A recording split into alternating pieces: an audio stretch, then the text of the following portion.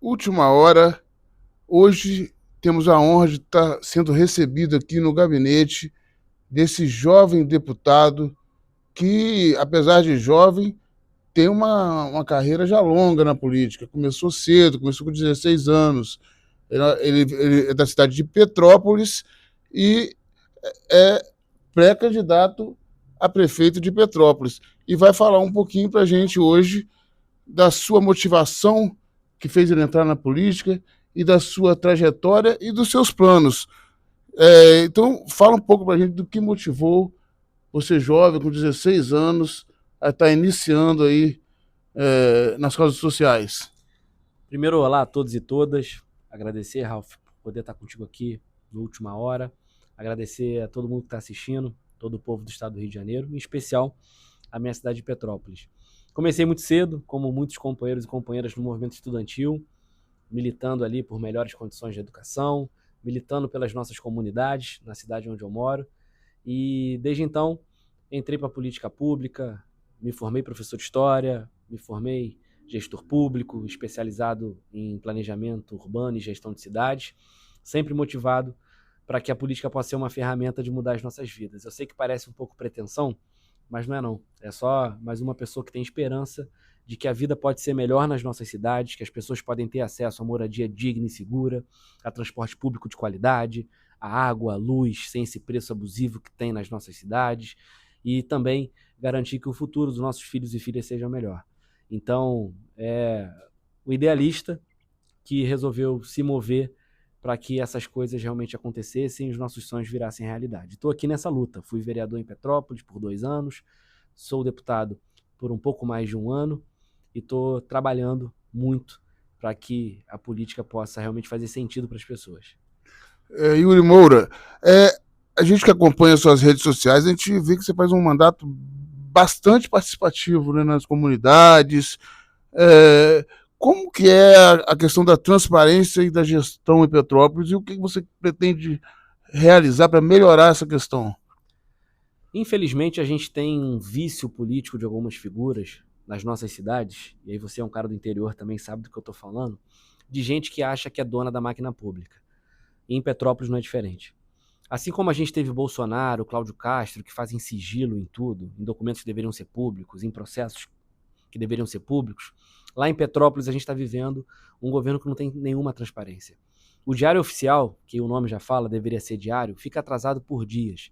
Tem reunião de conselho municipal que é anunciada no DO depois que já aconteceu.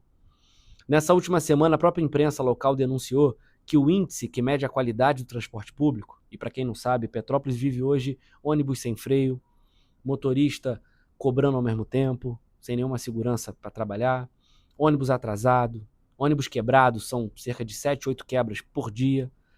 E apesar disso tudo, o prefeito teve a coragem de ocultar do site da prefeitura os índices de mensuração do transporte, porque a concessão tem isso. Sem isso, ele não pode aumentar a tarifa, sem isso, ele não pode pensar o sistema. E quando você olha para um governo que se apresenta como progressista dessa forma, você percebe que está tudo errado. Então, para ter algum tipo de participação popular, é fundamental ter transparência. Em qual licitação está sendo feita, quais são os contratos que estão sendo firmados, quais são os valores, porque o dinheiro público merece respeito. O dinheiro público é de todo cidadão e cidadã, não é do prefeito que está sentado na E cadeira. lá parece que, por causa da questão das chuvas, teve muita verba, muitas emendas especiais, justamente para Petrópolis, para atender a população. Não teve transparência do que foi gasto esse dinheiro todo. Não, uma transparência oculta, porque o próprio relatório que foi entregue a essa Assembleia, que doou, e eu não estava aqui ainda, eu era vereador, 30 milhões para Petrópolis, foi questionado por vários deputados e deputadas daquela legislatura. E quando você olha os repasses federais, você percebe o mesmo problema. Eu vou te dar um exemplo. Hoje, o governo federal liberou, por meio de portaria, cerca de R$ 580 mil para ação de resposta em defesa civil para Petrópolis, por conta das chuvas de março, que ainda tem os seus efeitos em maio. E aí, eu tive na Secretaria Nacional de Defesa Civil para ajudar nessa liberação. Eu mandei ofício junto do deputado federal pastor Henrique Vieira para ajudar nessa liberação. E quando eu tive lá, eu vi que da chuva de 2022 o prefeito perdeu mais de 10 milhões porque não tinha projeto. E o pior, chegou a devolver 1 milhão que deveria ser de assistência às famílias, cesta básica, compra de eletrodoméstico linha branca, enfim, todo o suporte necessário para as vítimas, porque também não apresentou projeto. Então, para além de outras ações não republicanas que a gente precisa sempre investigar em qualquer governo, tem a falta de competência e de prioridade. E aí, para quem está assistindo a gente, é importante entender, se qualquer prefeito de qualquer cidade não usa recurso federal que vem, ele vai perder esse recurso e vai acabar usando o recurso próprio da prefeitura para cobrir aquilo que ele poderia ter feito com o recurso federal. Então, pensa na sua casa. Se você recebe um dinheiro não esperado, você consegue investir numa área que não estava prevista. Então, perder dinheiro sempre é ruim para a prefeitura. E isso junta com a falta de transparência, o que afasta a população da política, o que é muito ruim para nós que defendemos que a política tem que estar a serviço do povo. O prefeito lá é uma pessoa experiente, não era para perder, né? Mas é o quê? Falta de gestão? É falta de certidão? O que está acontecendo na cidade que está perdendo o crédito que tem para a cidade? Acho que é um prefeito que está atrasado no tempo, que não entende que a gente precisava de um governo digital, que é o cidadão pegar um celular como esse, poder tirar uma foto do problema na rua, isso informatizado, já ser distribuído para a secretaria necessária, ter uma gestão dinamizada por territorialidade, isso é, se eu recebi hoje uma foto de uma capina que precisa na rua A e recebi o problema de uma coleta de entulho na rua B e ambas são do mesmo bairro, a otimização do serviço funcionar dessa forma, para quando o trabalhador da prefeitura, o servidor, chegar lá, ele já ter na sua ordem de serviço, isso organizado pelo próprio sistema, facilitar a vida do servidor e do acesso à população. A partir do momento que a população sentir parte da administração pública, muitos problemas dos nossos municípios vão melhorar. Só que para isso não dá para ter gente que acha que é dona da administração pública, né? O prefeito de Petrópolis foi prefeito por 4 vezes, está tentando a 5ª. Eu tinha 10 anos nos anos 2000, ele já era prefeito.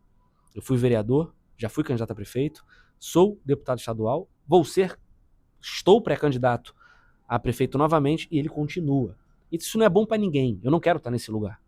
Eu quero ser uma pessoa que vai contribuir com a cidade e deixar que o processo democrático renove esse processo.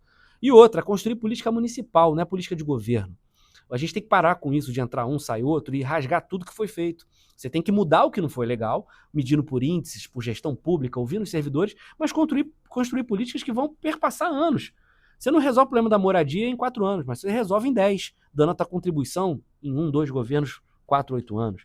Então, respondendo a sua pergunta de forma mais direta, o que falta ali é compromisso com a participação popular, compromisso com o que é público, para não ser patrimonialista, achar que é dono daquilo, e entender que os tempos mudaram. E que, graças a Deus, graças à tecnologia, ao conhecimento humano, as pessoas hoje podem acompanhar mais a política do que acompanhavam antes. E isso, para quem é da velha política, é muito ruim.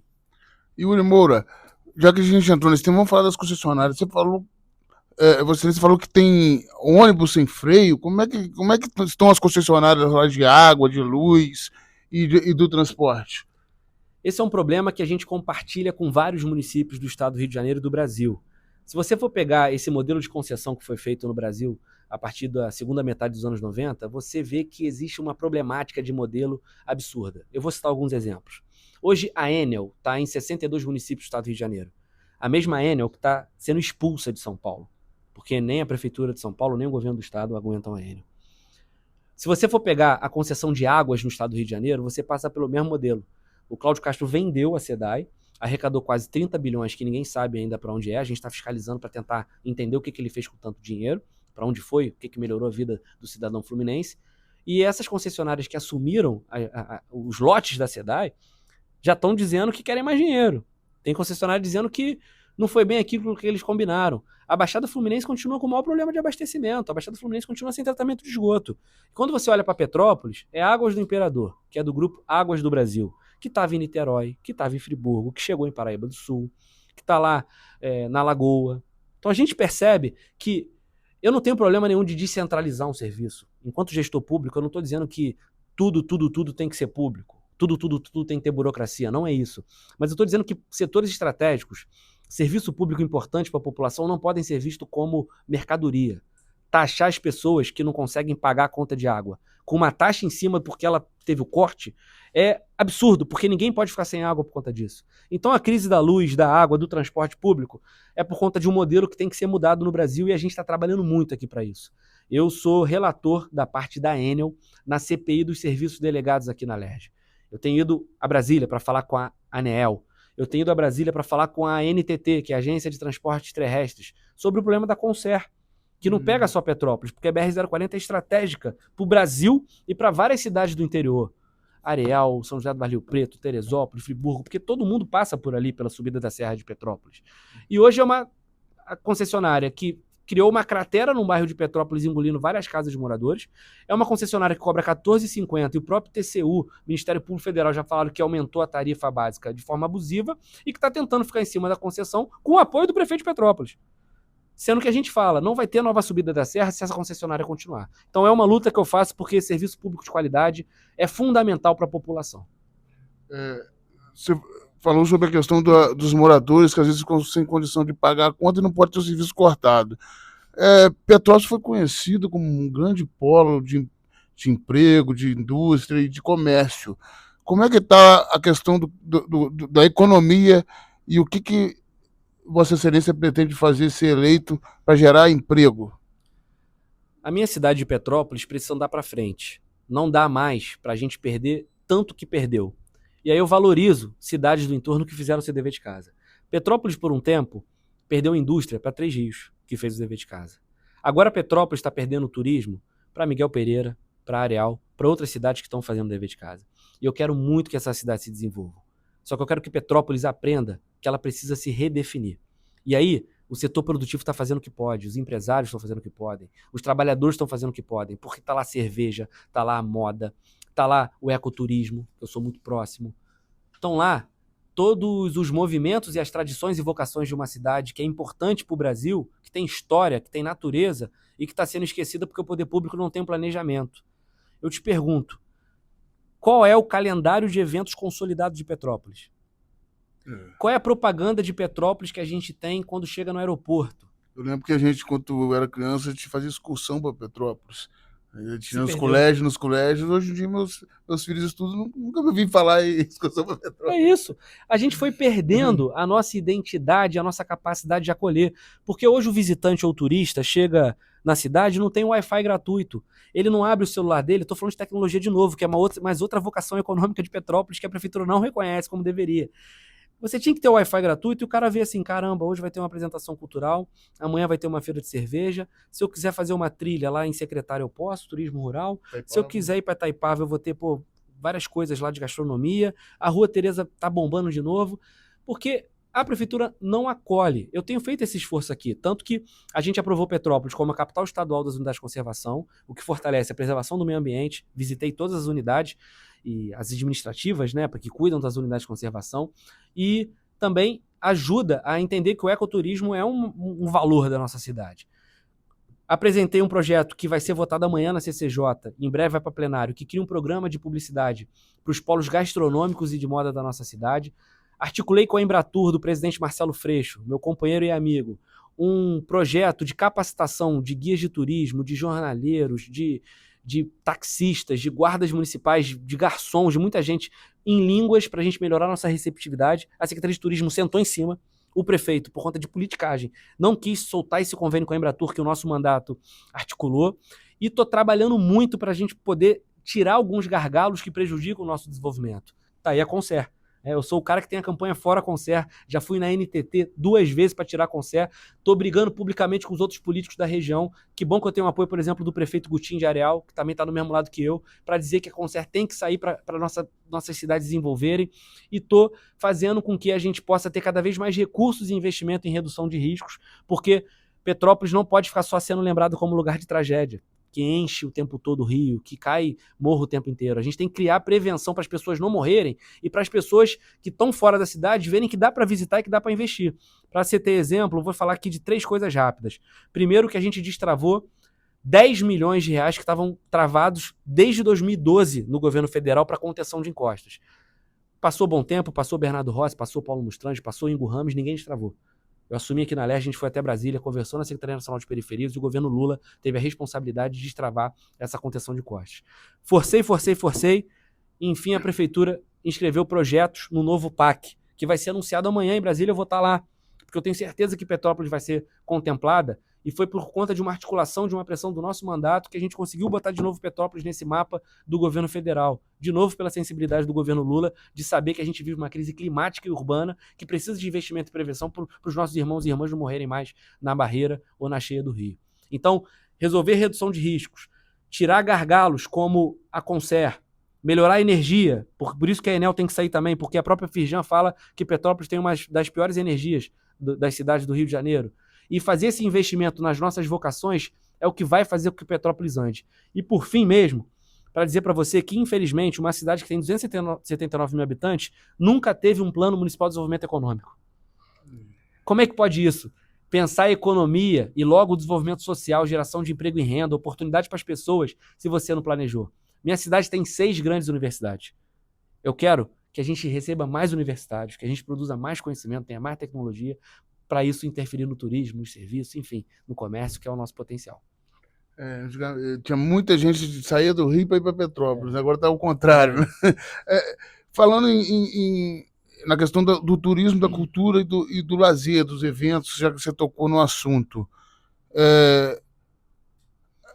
Petrópolis é uma cidade muito importante para o Brasil, para a história do Brasil. Você vai em Brasília hoje, parece que o Império não existiu no Brasil, parece que não teve a fase da colonização, não existe uma medalha, um monumento de Dom Pedro lá, e às vezes querem esquecer a história que construiu o Brasil do jeito que ele é hoje. Se o Brasil é do jeito que ele é hoje, porque teve uma história, então Petrópolis tem essa riqueza cultural para passar. O que, como prefeito, você pretende fazer para incentivar, levar essa cultura do Império, essa cultura da tradição do Brasil para o resto do país e para levar mais turistas e desenvolver mais a cultura e o lazer de Petrópolis? É isso, o Petrópolis tem tanta vocação no turismo que ela tem ecoturismo, turismo de compras, tem turismo cultural, turismo gastronômico, tem o turismo histórico, como você colocou, tem o turismo de eventos. E eu vejo que pensar cultura, eventos, turismo histórico, junto do ecoturismo, seja uma coisa que a gente precisa valorizar muito, porque vai interferir também no turismo de compras. E aí lembrar que Petrópolis, além de ser uma cidade imperial, que é uma parte importante da nossa história, sou professor de história, reconheço isso, está lá o Museu Imperial, que é importantíssimo, é um dos lugares que a gente mais recebe visitação na nossa cidade. Mas é também entender que a gente tem uma história republicana. Tem lá o Palácio Rio Negro, que recebeu Getúlio Vargas por muitos anos. Petrópolis foi lugar de decisões importantes. Rui Barbosa. Rui Barbosa esteve lá, tinha lá a sua casa. Como o Tratado do Acre foi definido lá em Petrópolis. Tantas outras coisas, momentos, que o último presidente a estar em Petrópolis, a se hospedar lá, foi o Lula, em 2008. Quando anunciou, inclusive, o Cefet na nossa cidade. Eu tive no Instituto Brasileiro de Museus para tentar entender por que o Palácio Rio Negro está fechado. Isso tem a ver com o sucateamento dos outros governos que passaram antes do Lula, de não entender que museu, que cultura é importante. E agora o IBRAM está trabalhando muito para isso voltar. Se a gente não conhece a história, a gente comete os erros. Né? Exatamente. Eu sou professor de história, a gente está fadado a, infelizmente, cometer os mesmos erros se não conhecermos a história. E aí tive no IBRAM para colaborar para a gente ter a reabertura do Palácio Rio Negro, que é importante para a história republicana, e para tentar trazer de volta o presidente, autoridades federais, para tomarem decisões em Petrópolis. O que é isso, para você que é petropolitano está me assistindo? É a gente abrir a CNN, o Jornal Nacional, o SBT, a Record, o Última Hora, e a gente vê que o Lula está lá, ou outro presidente que vier, anunciando um grande programa importante para o Brasil em Petrópolis. A pessoa vai olhar lá na internet, caramba, está em Petrópolis, deixa eu ver o que tem em Petrópolis. Aí que a cidade tem que estar preparada para receber. Valorizando também outras partes da nossa história. Nós somos uma cidade também operária. Nós tivemos grandes fábricas lá. Tem prédios enormes abandonados. Parece que agora a fábrica São Pedro de Alcântara, que virou um estacionamento, um absurdo, sim. A prefeitura não tem mexido antes, mas parece que agora empresários perceberam e vão transformar aquilo num pavilhão cultural. Está tendo essa discussão na cidade. Mas e a fábrica Dona Isabel? Que está lá largada. Já que a gente, infelizmente, não vai ter, de novo, aquela pujança a texto, apesar de ainda termos indústrias cheias importantes, que precisam de incentivo e de apoio, mas não vamos ter de novo uma fábrica daquele tamanho ali, por enquanto, e aquele prédio está obsoleto, por que a prefeitura não toma para si, não desapropria e faz um centro de formação cultural? Faz uma articulação com outras universidades e cria cursos em arte, cria cursos voltados para o turismo, cursos técnicos para a comunidade poder fortalecer as vocações econômicas, chama o setor cervejeiro, dá um pavilhão para eles. Então, assim, esse tipo de coisa precisa andar junto. Não tem uma grande solução econômica. Mas se você cria um mosaico, turismo, preservação, redução de risco, infraestrutura, comércio, serviços, tecnologia, conhecimento, as coisas andam. Eu acredito muito nisso. E quero chamar todo mundo, os sindicatos, as empresas, os trabalhadores e trabalhadoras, a imprensa, principalmente, que é importante, porque a imprensa tem a memória também de tudo que aconteceu, para a gente poder montar um grande plano e já no primeiro possível ano de governo, se isso eu tiver a possibilidade um dia, já está com isso tudo sendo executado. E com certeza o que você falou é importante, ter um grande calendário de eventos. Maricá anuncia o calendário de eventos já fazendo um evento. O prefeito tinha que chamar toda a sua equipe, todo o setor produtivo e falar assim, ó, todo dia 20 de janeiro, 30 de janeiro, eu vou lá no Sesc, no Palácio Quitandinha, que é um prédio importante, e vou anunciar o calendário de eventos. Só que não vão ser 5 eventos no ano, como é hoje, não. Eu vou ter da prefeitura, no mínimo, 2 grandes eventos por mês. O Eduardo Paes colocou que estão criticando muito o show da Madonna, mas é uma época de baixa temporada que o Rio de Janeiro voltou a ter movimento. Movimentou. Fazer debate moral sobre algum tipo de show é um negócio que não ajuda a cidade nenhuma.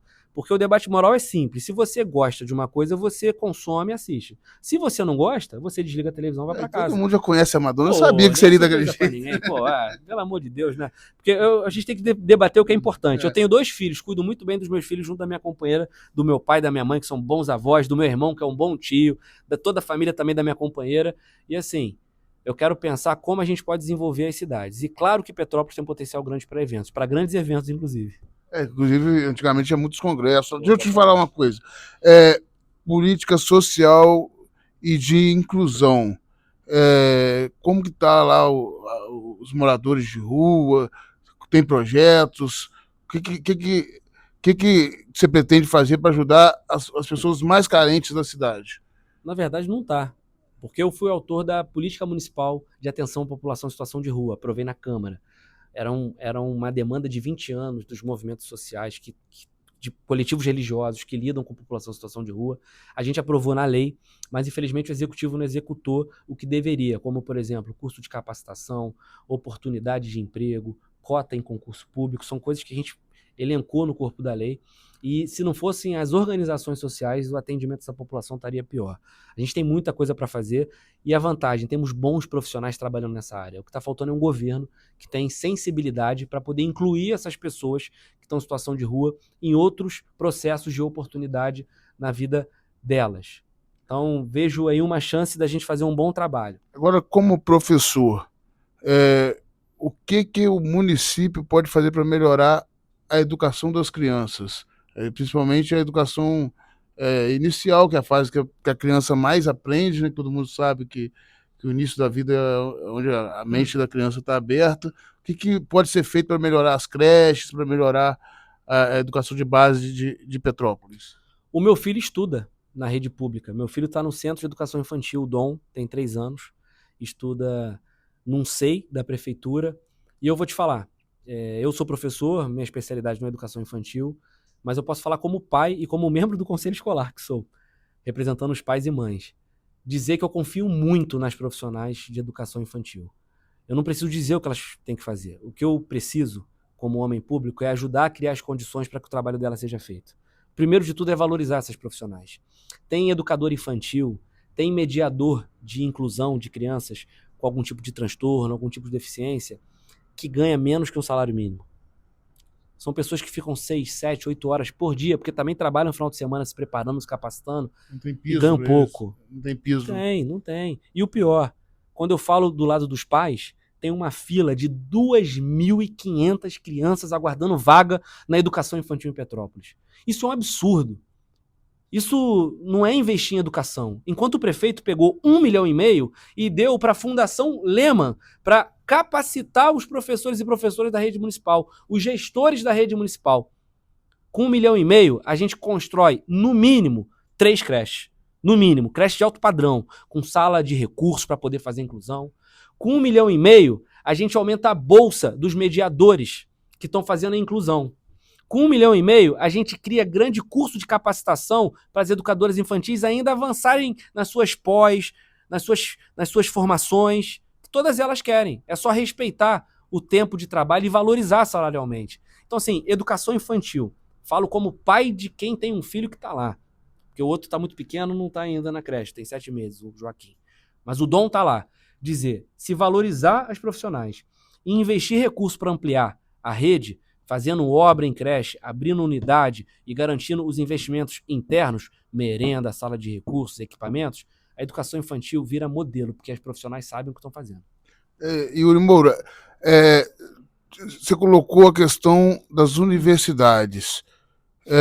Você também mostrou que você, apesar de ser deputado estadual, está agindo a nível federal, isso, inclusive liberando emendas e verbas que estavam presas há alguns anos para a encosta, que é uma questão do meio ambiente que a gente vai falar também sobre ela. Você pretende também trabalhar com a questão das universidades federais? Como é que funcionam as universidades federais lá, os centros de formação? A gente tem de universidade pública lá o Cefet, que é muito importante na área da formação da tecnologia, tem ensino médio técnico também, e temos a UF com um curso de engenharia de produção. Porém, temos uma universidade estadual, além do CEDERJ, o consórcio que faz educação à distância. Temos a UERJ com um curso de arquitetura e urbanismo. Eu coloquei emenda impositiva minha, aqui da LERJ, no meu primeiro ano de mandato, R$800 mil para estruturar mais o campus. E tenho me aproximado cada vez mais da comunidade acadêmica para a gente tentar pensar num futuro próximo. E aí, parceria com a prefeitura era fundamental, porque nem o aluguel da sede da UERJ, que a prefeitura era responsável, ela está pagando. O custo voltou para a UERJ. Era um acordo lá de trás, quando a UERJ foi para Petrópolis. Para a gente poder expandir número de cursos, número de vagas. Só que para isso a comunidade acadêmica precisa de incentivo. Então, nesse ano eu vou colocar mais recursos lá de novo. E eu tenho uma reunião ainda nesse mês com eles para poder pensar o planejamento disso. Quando eu falo pensar uma cidade que produz conhecimento, eu estou dizendo que é uma cidade que, além de receber universitários e professores que vão morar na cidade, que vão comer na cidade, que vão dormir na cidade, que vão se hospedar na cidade, né? Então isso ajuda a movimentar a economia. Eu estou falando também de criar carreiras que têm alto emprego, têm maior valor salarial, porque são pessoas que vão ter a oportunidade de entrar no ramo da tecnologia, que vão ajudar a cidade a se desenvolver em áreas importantes e que o poder público pode ter convênio. Veja bem, se eu tenho um curso de arquitetura e urbanismo em Petrópolis, o maior problema de Petrópolis hoje é o quê? Moradia e transporte público. É a maior urgência. Qualquer pesquisa, andar na rua, você vai ouvir isso da população. Caramba! Uma cidade com 200 mil e não consegue fazer um transporte público de qualidade. Universidades que discutem isso, porque se você for pegar as particulares, também tem esses cursos. Então, assim, por que eu não faço uma parceria com a UERJ e executo uma lei que é de minha autoria, que é do arquiteto e do engenheiro social? Assistência técnica de habitação e interesse social. O que é isso? É a prefeitura disponibilizar, contratar essas pessoas, pode contratar junto da universidade, essas pessoas irem nas casas, fazer um inventário, um levantamento e ver assim, caramba, nessa comunidade tem aqui, das 100 casas em risco, 10 que se a gente fizer uma pequena intervenção, e a prefeitura tem que fazer com o dinheiro dela, porque é coisa de 10, 15 mil reais, que para nós é muito, mas para a prefeitura é nada, ela sai do risco. Pô, Yuri, legal essa ideia, de onde você tirou? Eu estou tirando dos dados que eu levantei enquanto vereador, dos 15 mil laudos de 2022, da tragédia que abateu Petrópolis, na qual mais de 70% dos laudos eram de áreas que podiam ser requalificadas. O que é isso? Pequenas intervenções e melhorias nas casas e nas comunidades tirariam a casa do risco. É não deixar que as pessoas percam tudo, percam a vida, familiares, fiquem no aluguel social 10 anos para esperar um conjunto habitacional. É você prevenir. Isso tudo era fácil de fazer em parceria com a universidade. Mas o prefeito não tem interesse. Apesar de eu ter feito uma lei para isso. E Minha Casa Minha Vida tem um projeto lá para entrega de casa própria. Esse projeto ainda não foi colocado, não saiu do papel ainda? A gente fez uma audiência pública aqui na LERJ, eu junto do deputado Carlos Caiado, porque ele preside a Comissão de Política Urbana e Habitacional. A meu pedido ele fez audiência pública e eu agradeço a ele a parceria, no qual a gente chamou o governo do estado e várias prefeituras. E ali ficou pactuado que Petrópolis receberia alguns empreendimentos. Um do governo municipal, um terreno que foi cadastrado Minha Casa Minha Vida, e 3 do estado. Todos eles estão sendo licitados agora. Estão na parte de chamamento público para as empresas, ainda nesse mês de maio, apresentarem interesse em fazer a obra. Então a gente ajudou nessa articulação também. E eu luto muito pelo Minha Casa Minha Vida. Porém, o que eu estou dizendo é que isso não vai ser a solução, infelizmente. Para você ter ideia, no Vicenço Rivetti, em 2020, foi entregue, na ânsia do prefeito Bernardo Rossi da eleição... O déficit de habitação lá é muito grande? Gigantesco. Por causa isso que eu ia falar, ele entregou 770 unidades, mais ou menos. cheia de problemas. Depois eu fiz uma audiência pública, que a própria Caixa reconheceu os problemas, aí que a Caixa entrou. Assim, é muita luta de moradia lá. Mas, vamos lá, é importante, né? Que você tem que ir de grão em grão que a galinha enche papo. A gente vai botando 770 ali, 100 ali, beleza. Mas eu prefiro sempre prevenir. E ali ele botou 770 unidades cheias de problemas, num ambiente que naquele momento, em 2020, a gente entendia que pelo menos 1/3 da cidade morava no risco. Eu estou falando mais ou menos 72 mil pessoas morando no risco. Eu estou falando de, no mínimo, de acordo com o plano de redução de riscos, que está desatualizado, inclusive, no mínimo 7 mil casas deveriam ser reassentadas. Ou seja, não dá para fazer o que eu falei, dar uma melhorada na casa, na comunidade, para ela ficar segura. No mínimo, outras 27 mil unidades habitacionais estavam no alto risco ou no muito alto risco. Então, você botar 700 unidades para quem é vítima de uma tragédia lá atrás não resolve o problema. É importante, tem que ser feito. Eu estou aqui lutando por isso eu fiz audiência pública Minha Casa Minha Vida. Mas assim, você tem que ter uma política de prevenção habitacional para que não tenha que se produzir mais conjuntos habitacionais, para que as pessoas possam ficar nas suas casas em segurança. É essa a lógica que eu estou tentando mudar lá. É por isso que a gente defende o arquiteto e o engenheiro social, é por isso que a gente tem um mapeamento da cidade para ter contenção de encostas, é por isso que a gente está lutando para resolver o problema da cheia do Rio Quitandinha, que eu fiz uma audiência pública e depois de muito custo, a gente conseguiu que a prefeitura inscrevesse um projeto no PAC.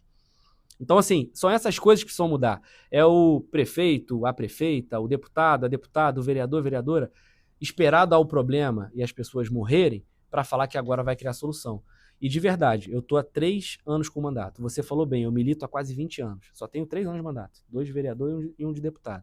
Eu estou fazendo o meu possível, não estou dizendo que eu vou resolver tudo. Apesar de estar tentando eu e minha equipe dar o nosso melhor.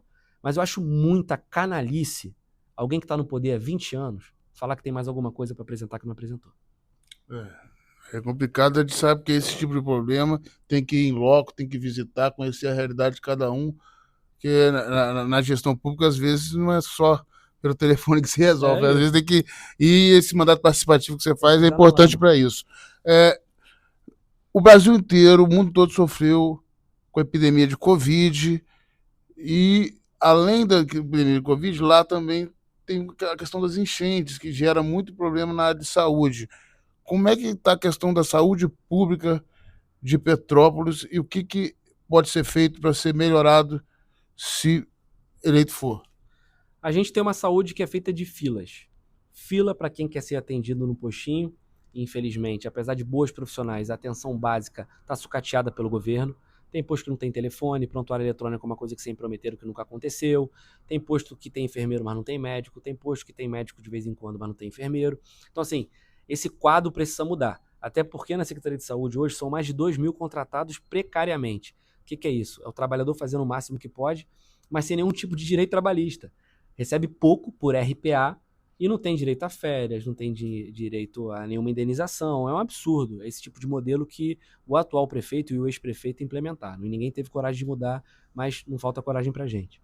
E aí, a partir do momento que você investe mais na atenção básica, você começa a médio prazo, acabar com essas filas de pessoas que vão adoecendo cada vez mais até chegarem na média e na alta complexidade.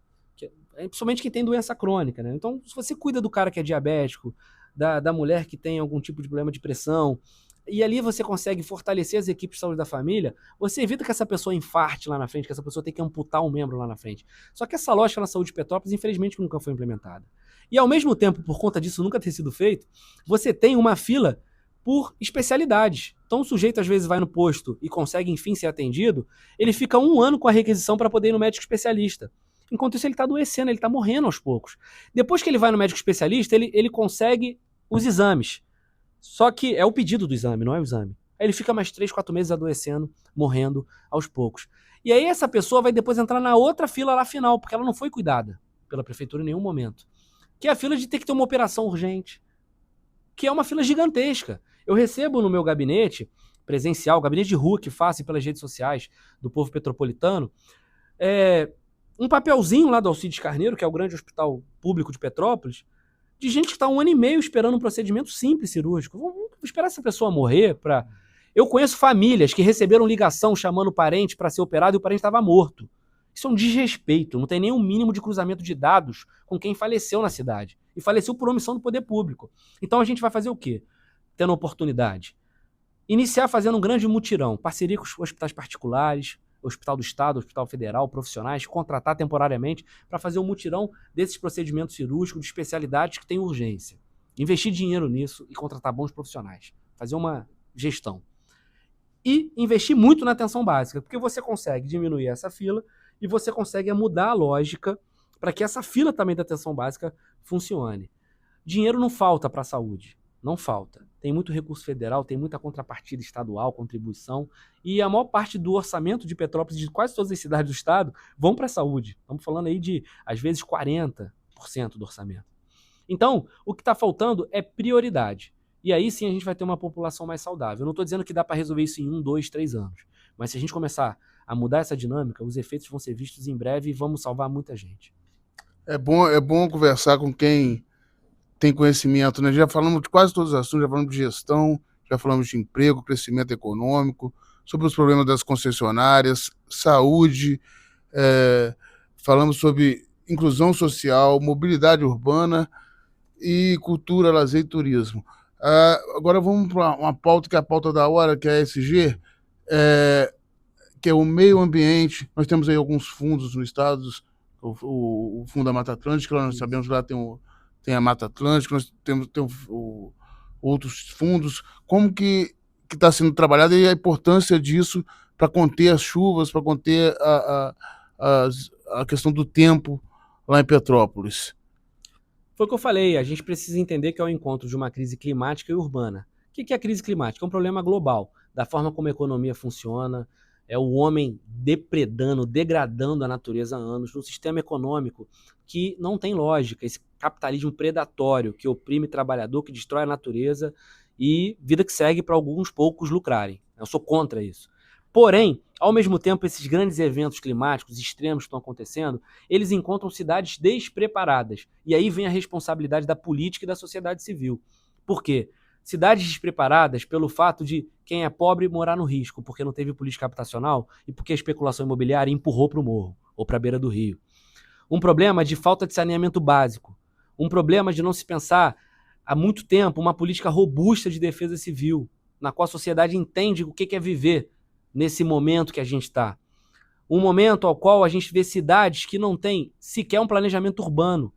Quantas cidades não estão desrespeitando seus planos diretores, como é o caso de Petrópolis? O plano deveria ser atualizado esse ano e o prefeito não falou nada até agora. Quantas cidades não vão mudando o zoneamento da cidade por conta de outros interesses? Não vão permitindo a degradação ambiental, que é o morro que vai cair em cima de alguém porque alguém comprou o topo do morro e tirou tudo e a chuva veio e lavou. Então, assim, esse tipo de coisa precisa ser falado, porque é sim uma questão da natureza, mas é, antes de tudo, da intervenção do homem na natureza e da irresponsabilidade da falta de política pública. Então, para não ficar só no discurso, a gente propôs lá em Petrópolis o reconhecimento da emergência climática. Uma lei que reconhecia. Sabe quem falou isso essa semana? A Marina Silva, nossa companheira ministra, falou assim, as cidades têm que reconhecer a emergência climática. São 1.942 cidades que têm alto risco no Brasil, dos 5.570 municípios. Lá em Petrópolis, eu era um grãozinho de areia, com a minha equipe apresentei lá o projeto. O prefeito vetou. Prefeito, o senhor é negacionista. Não adianta ter discurso. Quem não reconhece a emergência climática é negacionista. A ciência já apontou, a realidade está aí. Só lá no Rio Grande do Sul já são quase 100 mortos. Na nossa cidade, na última chuva, foram mais de 240. 850 mil pessoas afetadas. Né? 850 mil pessoas afetadas. Se você for pegar nos últimos 10 anos no Brasil, a gente está falando de milhões de pessoas afetadas por conta da chuva, encontrando cidades preparadas. Então, assim, reconhecer a emergência climática é conversar com a população sobre novos processos. É investir em política de prevenção de encosta, de drenagem, claro, mas é também pensar a coleta seletiva. É pensar que fiscalização ambiental tem que funcionar para pobre e para rico. O problema é que hoje só funciona para pobre. O cara quer construir um condomínio de luxo, ele mete lá a borda infinita dele. O pobre vai bater a lajezinha dele, já estão batendo lá a fiscalização ambiental. E tem que ter para os dois, porque eu defendo o meio ambiente, porque o meio ambiente somos nós também. E aí isso vai garantir um ambiente sustentável. Mas por que flexibilizam para grandes empreendimentos? Aí eu queria falar com todo carinho para todo mundo que visita a minha cidade, que eu quero que vocês visitem muito Petrópolis e região serrana. Mas assim, setor imobiliário, nós não somos o novo bairro do Rio de Janeiro. Nós somos cidades que têm problemas. A gente não quer só ser visto como um lugar que agora dá para construir condomínio porque tem a natureza. Senão daqui a pouco a gente está igual todos os lugares do mundo que foram devastados. Pô. A gente quer receber o desenvolvimento sustentável, planejado. Então, essas responsabilidades ambientais, urbanas, climáticas, sociais precisam andar junto. E aí, aqui na LERJ, por exemplo, eu apresentei um projeto que não foi aprovado ainda, para dar um exemplo concreto, né? Da gente criar um programa de proteção das cachoeiras, das nascentes de rios, principalmente nas regiões que são favoráveis a isso. Costa Verde, a região serrana, a região dos lagos, o noroeste, tem muita nascente, né? Porque nossa cordilheira, ela vem dessas áreas, né? Noroeste só tem isso. Nossa, o Sul Fluminense também tem. O Sul Fluminense também tem ali, porque pega um pouco ali da Mantiqueira, muita cachoeira, da Bocaina também, que pega lá a Costa Verde. Tu sabe bem o que é isso, tá de Itaperuna. Minha juventude foi nas cachoeiras. Sabe bem, pô. Então eu quero aprovar um projeto que, além de articular melhor o que o INEA vai fazer, que é o órgão estadual responsável pelas águas, aí, pelo tratamento do meio ambiente, na verdade, né, cuidado dele, junto à Secretaria Estadual do Meio Ambiente, junto às secretarias municipais, junto às concessionárias, junto da comunidade. A gente prevê até pagamento de bolsas, para que você tenha agentes ambientais, o agricultor familiar, a pessoa que mora ali na zona de amortecimento de unidades de conservação. Então, assim, é possível, mas tem que ter investimento público e prioridade. Ao invés de pegar, como o governador Cláudio Castro gasta o dinheiro público, com obras que nunca são entregues, com projetos que podem até causar a cassação dele, a gente está atento a isso aqui na Assembleia, você investir na comunidade, na prevenção, na preservação do meio ambiente e num futuro desenvolvimento econômico e social sustentável. Eu acredito muito nisso. Então, para finalizar, eu quero, em nome da equipe toda, agradecer ter recebido a gente com todo esse carinho aqui no gabinete, aqui na LERJ, e deixar uma mensagem final para o povo do estado do Rio, e principalmente Vossa Excelência, que representa basicamente mais as cidades dos interiores, que precisa dessa representação, porque tem muito deputado que defende só a região metropolitana e o interior fica abandonado. Então precisa dessa representação do interior e para o povo de Petrópolis, e como você imagina que deve ser Petrópolis daqui a 10 anos. O que você imagina que deve ser e como vai chegar lá, e deixar essa mensagem final aí para gente. Agradecer de novo a última hora, Rafa, você, toda a sua equipe, por essa oportunidade. Você é um cara do interior, sabe bem da importância de ter essa voz, essa chance de falar sobre os nossos problemas e as nossas possíveis ideias e soluções. E dizer o seguinte: o estado do Rio de Janeiro são seus 92 municípios. Eu sou um municipalista convicto. A vida começa nas cidades. A vida tem sentido no território. É ali que está o problema da moradia, é ali que é o problema do transporte, é ali que quem sofre racismo, é ali quem sofre algum tipo de opressão, sofre opressão. É ali que a mulher que tem violência contra ela vai recorrer por um socorro. É ali o lugar onde a gente vai se educar, vai ter acesso à saúde. Então o território é tudo. E hoje no estado do Rio de Janeiro, e desde sempre, o território são as nossas cidades, que tem mais complexidade ainda das nossas favelas, comunidades e periferias, no nosso interior. Então por isso eu estou aqui, não só para representar Petrópolis, que é sim a minha cidade, porque imagina só, como eu ia representar várias cidades sem olhar para o meu território, onde eu nasci. Mas eu tenho feito um trabalho de expansão para a região serrana, para o centro-sul fluminense, vou chegar no noroeste, já tenho um trabalho forte na Baixada, porque a gente precisa mostrar, com todo o carinho que eu tenho por essa capital aqui do Rio de Janeiro, que o Rio de Janeiro não é só a sua capital, a cidade maravilhosa. As políticas públicas precisam chegar no interior. Os investimentos em infraestrutura, em serviço público, precisam chegar nas nossas regiões, para além da região metropolitana. E isso passa pela urgência da moradia, pela urgência da mudança climática, pela urgência de garantir serviço público de qualidade, porque é isso que está interferindo na vida do povo. Claro que sofre mais a mulher, o povo preto, quem mora em periferia e quem está no interior. Mas quando a gente entende esses sujeitos e a gente vem para a Assembleia para defender as nossas cidades, eu tenho certeza que pode demorar 2, 4, 6, 10 anos, mas a gente muda a história do Rio. Enquanto isso, eu vou continuar aqui, não só na minha caravana das cidades, porque já visitei mais de 15 cidades, não só na minha cidade de Petrópolis, na minha região serrana, mas na Assembleia, lutando contra um governo corrupto, um governo que não se preocupa com as nossas cidades e que, enfim, em breve vai responder à justiça. Yuri Moura, direto do Última Hora Online. Última Hora, notícia levada a sério.